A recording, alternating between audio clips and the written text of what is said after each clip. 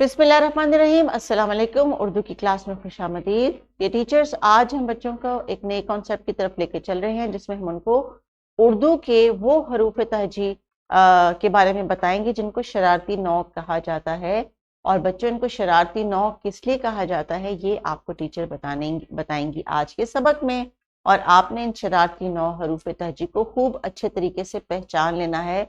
और जहां आप आइंदा उसको लिखा हुआ देखें, चाहे अपनी किताब पे देखें, अखबार में देखें, आसपास की दीवारों पे लगे हुए पोस्टर्स या बैनर्स को देखें, तो आपने गौर से देखना है कि क्या इन अल्फाज में हमारा कोई शरारती हरूफ तहजी तो मौजूद नहीं।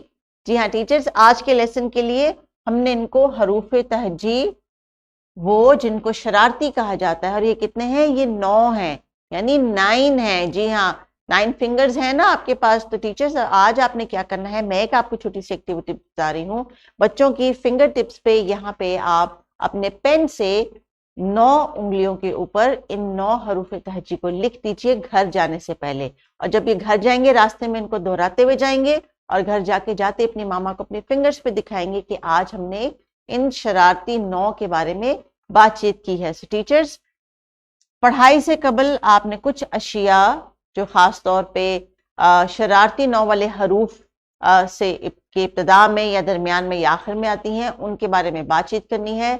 और उन आवाज़ों को ज़रा डेफिनेटली क्लियरली रिकग्नाइज करवाना है। फ्लैश कार्ड्स और वोकैबुलरी पिक्चर्स या ऑब्जेक्ट्स को इस्तेमाल कीजिए। इस एक्टिविटी को कंप्लीट करवाइए, फिर वापस आइए।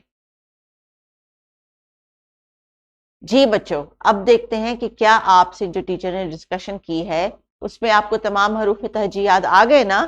अब उनमें से जो 9 शरारती हैं उनको आप स्क्रीन पे देखेंगे और उनका नाम और आवाज बताएंगे। तो चलिए स्क्रीन पे देखें, हमारा पहला शरारती हर्फ कौन सा है।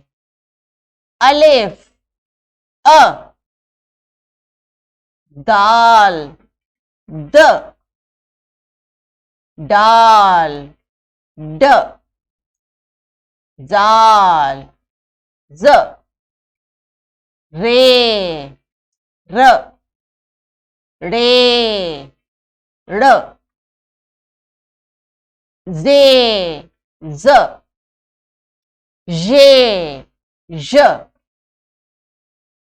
वाव, व। टीचर्स तो आपके साथ रिपीट करेंगी ये हरूफ तहजी और नाम। और आपको मैं ये बता दूं कि इनको शरारती क्यों कहा जाता है। इनको इसलिए शरारती कहा जाता है कि ये अपने बाद किसी लफ्ज को अपने साथ नहीं जोड़ते।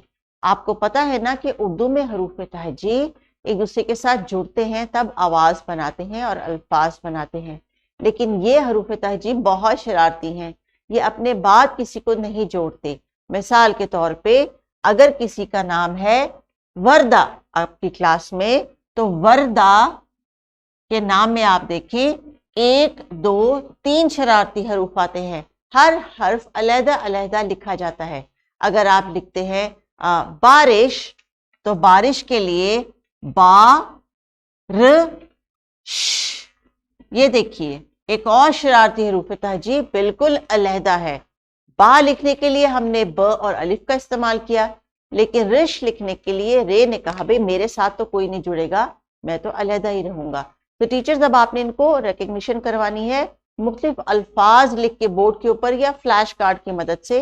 अब इनको लिखा हुआ टेक्स्ट आपने ज्यादा से ज्यादा प्रैक्टिस करवाना है, क्योंकि अब ये शरारती नौ की लिखाई की तरफ आगे हैं और उसकी पहचान की तरफ आगे हैं, जो कि आज का हमारा टास्क है।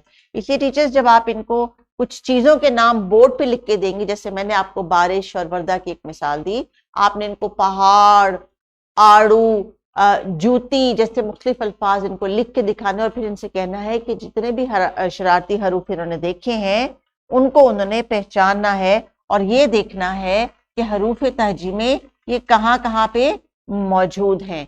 तो जब बच्चों को रिकग्निशन हो जाएगी तो किताब के सफ़े पे ये खुद से ही इनको सर्कल कर लेंगे। सो होमवर्क के लिए आपने टीचर्स इनको कोई वर्कशीट देनी है या कोई ऐसी एक्टिविटी देनी है जिससे ये आपको शरारती नौ के हरूफ तहजी अलहदा करके दिखाएं।